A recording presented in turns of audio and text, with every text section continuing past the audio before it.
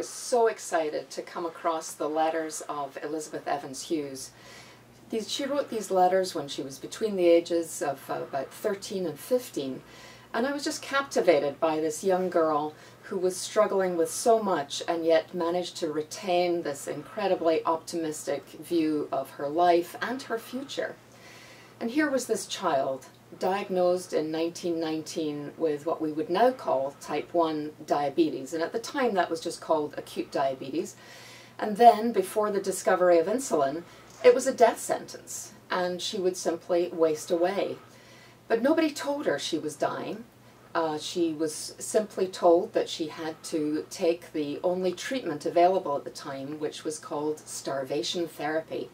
And that meant that she had to eat only 800 calories a day. So the only way that she could stay alive was basically by starving herself. And her family were very rich and very powerful and prosperous. Her father was Charles Evans Hughes, and a couple of years later he would become Secretary of State in the Harding administration. And they were a wealthy family, so they sent her off into the countryside with her nurse so that she could be in a peaceful place and hopefully hang on to what little strength she had. And so these were Elizabeth's letters home to her family as she was struggling with this starvation diet, wasting away, not knowing that she was dying. And I was intrigued to think how this girl might have kept herself going.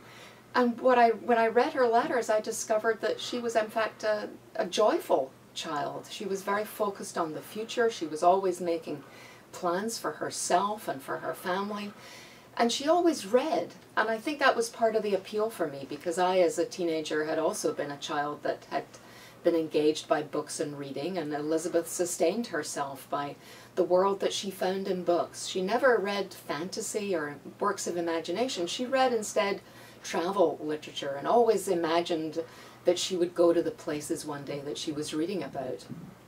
Despite the fact that she was on a starvation diet, she also enjoyed the company of other people, and she never kept herself closeted away. She always went out into the world and went out for teas and afternoon get-togethers with other people when there were always cakes or sandwiches served, and yet she herself could never eat anything. She was more sustained by the company of other people than she was tortured by the food that was present when she was there.